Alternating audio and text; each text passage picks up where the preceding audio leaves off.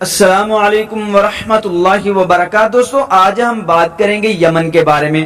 جمہوریہ یمن یا یمن مغربی ایشیا میں واقع مشرق وسطی کا ایک مسلم ملک ہے۔ اس کے شمال اور مشرق میں سعودی عرب اور عمان ہے، جنوب میں بحر عرب اور مغرب میں بحر احمر واقع ہے۔ یمن کا دارالحکومت صنعاء ہے اور عربی اس کی قومی زبان ہے۔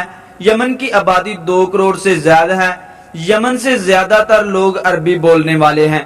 دوستو یمن کی اور بات کریں تو مشرق وسطی میں یمن عربوں کی اصل سرزمین ہے۔ یمن قدیم دور میں تجارت کا ایک اہم مرکز تھا جو مصالحوں کی تجارت کے لیے مشہور تھا۔ یہ وہ قدیم سرزمین ہے جس میں ولادت نبی صلی اللہ علیہ وسلم سے 50 دن پہلے ایک ابرہ نامی عیسائی بادشاہ خانہ کعبہ پر حملہ آور ہوا اور اس کا مقابلہ اللہ تعالیٰ نے پرندوں سے کروایا۔ اور اگر آپ اس کا حوالہ دیکھنا چاہتے ہیں تو مولانا صفی الرحمان مبارک پوری رحمت اللہ علیہ کی کتاب الرحیق المختوم آپ دیکھ سکتے ہیں۔ یمن میں ایک آزادی پسند تحریک شروع ہوئی ہے جسے حوثی تحریک کا نام دیا گیا ہے۔ اس تنازع نے پورے یمن کو اپنی لپیٹ میں لے رکھا ہے۔ ایک طرف حکومت اور دوسری طرف حوثی باغی متحاربین ہیں۔ صورتحال اس وقت مزید کشیدہ ہو گئی جب حوثیوں نے یمن کے دارالحکومت صنعاء پر قبضہ کر لیا۔ یمنی صدر اپنی جان بچاتے ہوئے جنوبی یمن بھاگ گئے اور وہاں عدن کو یمن کا دارالحکومت بنانے کا اعلان کر دیا گیا۔ یوں ملک 2 حصوں میں تقسیم ہوا اور ساتھ ہی ساتھ مزید چھوٹے گروہ بھی ابھر آئے جنہوں نے مزید مختلف علاقوں پر قبضہ کر لیا۔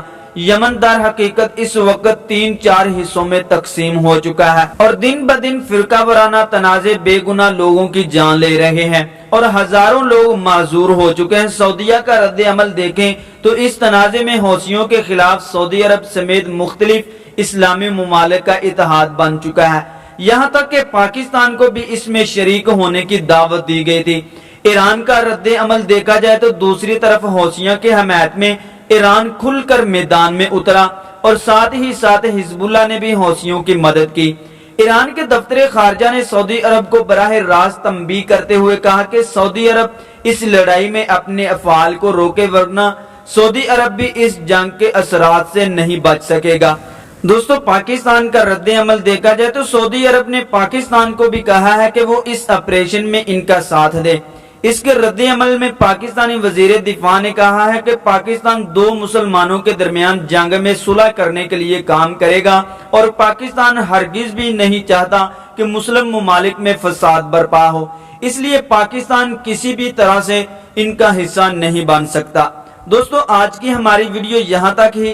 ویڈیو اچھی لگی ہو تو پلیز لائک کر دیں، چینل کو سبسکرائب کر دیں اور بیل کے بٹن کو بھی دبا دیں تاکہ ہماری ہر نئی آنے والی ویڈیو کا نوٹیفیکیشن بر وقت آپ تک پہنچتا رہے۔ السلام علیکم ورحمۃ اللہ وبرکاتہ۔